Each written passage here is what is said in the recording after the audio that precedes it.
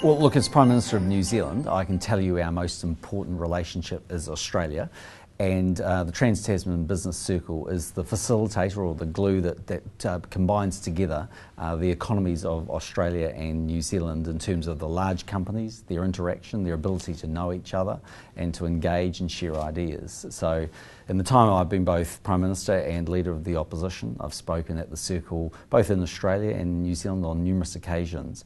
And it never ceases to amaze me the size of the crowds they attract, the quality of companies that are here, and the commitment and dedication of the Circle staff, particularly Johnny Weiss, who's done a magnificent job as being the super salesman for the Trans-Tasman Business Circle.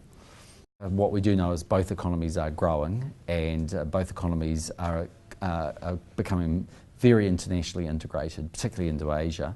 So excuse me, from New Zealand's point of view, it's hard to talk about Australia, but from New Zealand's point of view, we still see Australia very much as our biggest and most important market, but equally as our companies cut their teeth and establish a position in Australia, they're equally now looking to go to other parts of the world. And I suspect the Circle has a lot of interactions and engagements with other organisations around the world actually, where they can be, play the same role of branching out. So it's not just a Trans-Tasman thing, ultimately it's companies in Australia and New Zealand engaging with other markets.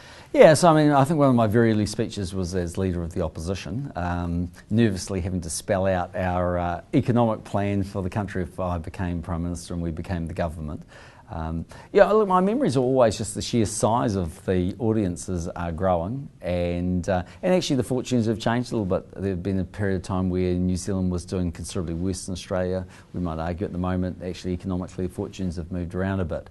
But the kind of aspiration of both the Circle and its participants are the same, which is, I think, to maximise both the performance on both sides of the Tasman, but also the understanding of one another.